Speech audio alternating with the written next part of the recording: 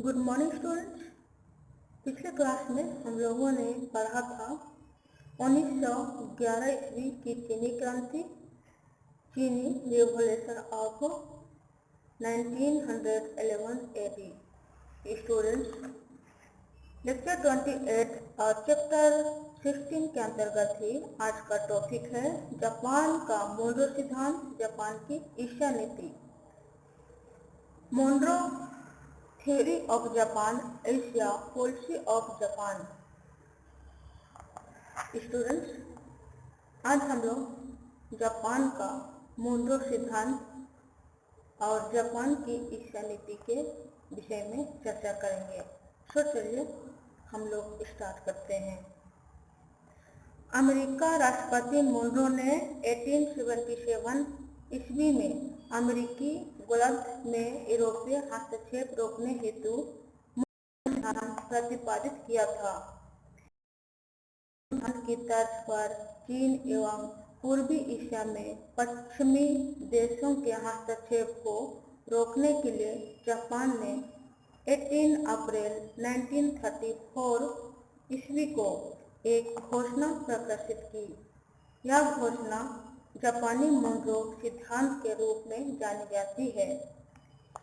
ऐसा कि तनका स्मरण पत्र में मंचूरिया, मंगोलिया के बाद चीन पर अधीन की ओर संकेत किया गया था। उसके तहत मंचूरिया तथा मंगोलिया पर जापान अपने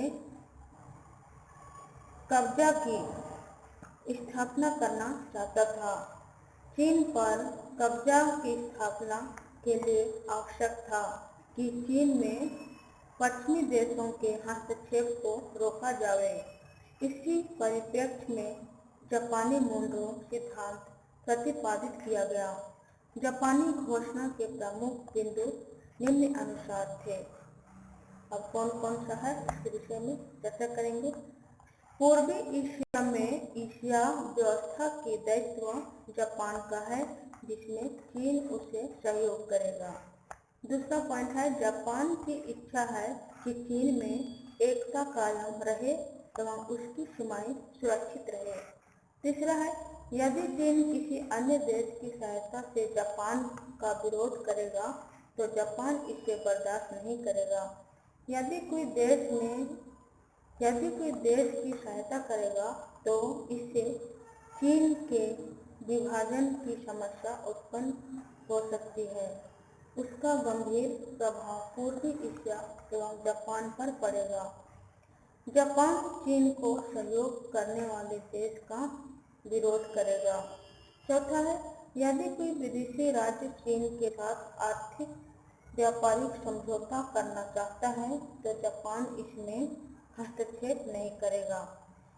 पांचवा है, यदि कोई देश चीन में जंगी जहाज देगा, चीन में हवाई अड्डे बनाएगा, चीन की जल थल सेना को प्रशिक्षण देने की व्यवस्था करेगा, राजनीतिक उद्देश्यों से प्रेरित होकर चीन को ऋण देगा, तो इससे जापान के चीन अन्य देश के साथ साथ मैत्री संबंधों में बाधा उत्पन्न होगी।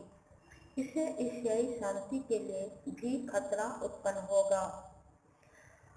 28 अक्टूबर 1935 ईस्वी को जापानी विदेश मंत्री हिरोता ने चीन के संबंध में स्पष्टीकरण दिया कि चीन जापान को चाहिए कि मैत्रीपूर्ण संबंध रखे एवं चीन जापान को विरोध न करे।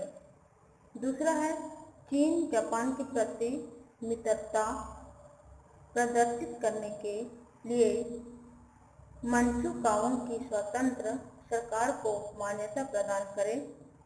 तीसरा, जापान चीनी साम्यवाद को समाप्त करने का प्रयास करेगा। नेक्स्ट पॉइंट है घोषणा का महत्व। अब हम लोग इसके विषय में चर्चा करेंगे। घोषणा का महत्व क्या है। जापान की यह घोषणा पश्चिमी देशों के लिए एक चेतावनी थी कि वे चीन में हस्तक्षेप बंद करें या आमों, वक्त व्यय, तन का, स्मरण पत्र का पूरक था। जापान ने स्पष्ट किया कि जापान चीन की रक्षा करेगा, मगर शर्त यह है कि चीन उसका सहयोग करे। यूरोपीय देशों के लिए यह चीन छोड़ो नोटिस के समान था। पश्चिमी देशों ने चीन की इस घोषणा का विरोध किया। वास्तव में जापान की यह घोषणा उसकी साम्राज्यवादी नीति का एक अंग थी। जापान समस्त पूर्वी एशिया पर अपना साम्राज्यवादी आधिपत्य स्थापित करना चाहता था। स्टूडेंट्स, इस चैप्टर में जितना भी मेन पॉइंट था उसको मैं शॉर्ट में बतला चुकी हूँ और ऑब्जेक्टिव क्वेश्चन में